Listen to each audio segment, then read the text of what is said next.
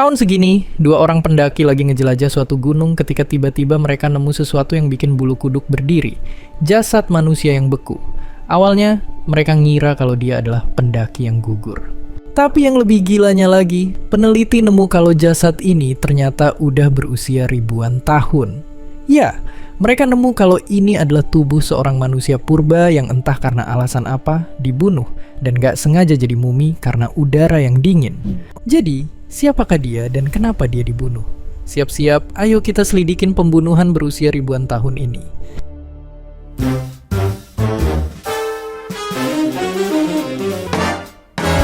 Kenalin, Otzi, manusia purba yang hidup di awal zaman tembaga Eropa. Usianya baru 40-an tahun ketika dia meninggal. Para ilmuwan awalnya ngira kalau penyebab kematiannya adalah kedinginan karena terjebak badai salju. Tapi terus, mereka ngelakuin penelitian lebih lanjut ke tubuh sang mumi dan barang-barangnya yang ditemuin di sekitar jasadnya.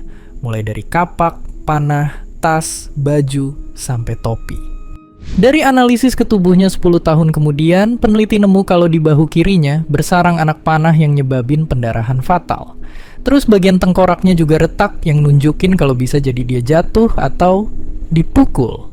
Di tangannya ada luka yang kemungkinan berasal dari perkelahian.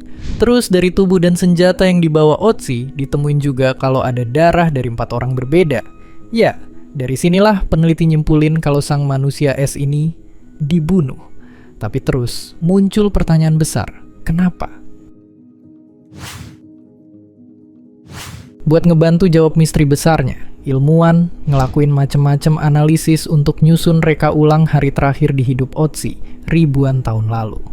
Beda dari dugaan awal, peneliti nemu kejadian ini nggak berlangsung pas musim dingin, tapi musim semi. Di pagi hari dia sarapan daging dan gandum, terus pergi kemungkinan buat berburu. Cuma sejam sebelum dia mati, Otzi makan berat dan istirahat. Dia nggak kelihatan lagi kabur dari sesuatu. Terus tiba-tiba dia diserang dari jauh, kena tembak, dan cedera parah. Inilah yang bikin dia mengembuskan napas terakhirnya. Petunjuk soal pelakunya bisa jadi ada di luka di tangan Otzi, yang nunjukin kalau 2 hari sebelumnya dia sempat berkelahi sama seseorang, atau bahkan lebih. Dan ya, mungkin dialah pembunuh sang manusia es. Tapi sebenarnya, kita mungkin gak akan pernah bisa tahu. Terus sebenarnya, siapakah Otzi? Menurut penelitian ke sisa-sisa rambut di tubuh sang mumi, ada kandungan tembaga yang cukup tinggi. Ini nunjukin kalau bisa jadi kerjaannya berhubungan sama pembuatan alat-alat tembaga.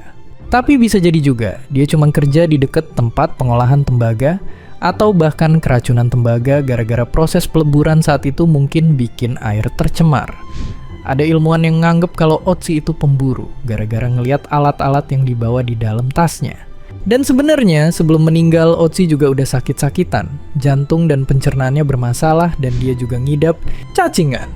Yang menarik, ada puluhan tato di tubuh Otzi. Bisa jadi ini bukan cuma buat gaya-gayaan, tapi juga punya fungsi ritual, bahkan kesehatan. Soalnya beberapa tato ada di bagian sendi. Ya, orang zaman itu mungkin nganggep tato sebagai obat, kayak akupuntur. Terus, dari penelitian terhadap kapak tembaga punya Otzi, ditemuin kalau ternyata kapak itu berasal dari tempat yang jauh, ratusan kilo dari tempat penemuan mumi Otzi. Ini nunjukin kalau pas zaman itu udah ada jaringan perdagangan kapak tembaga yang luas. Selain itu, Otzi juga ngebawa jamur pengobatan yang berfungsi sebagai antiseptik atau antibiotik alami.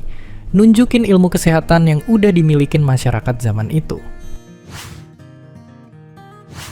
Ya, sains ternyata bisa jadi alat buat ngungkap kasus pembunuhan berusia ribuan tahun ini. Dengan semakin canggihnya teknologi sekarang, kira-kira apakah akhirnya sisa misterinya akan terungkap? Dan seperti biasa, terima kasih.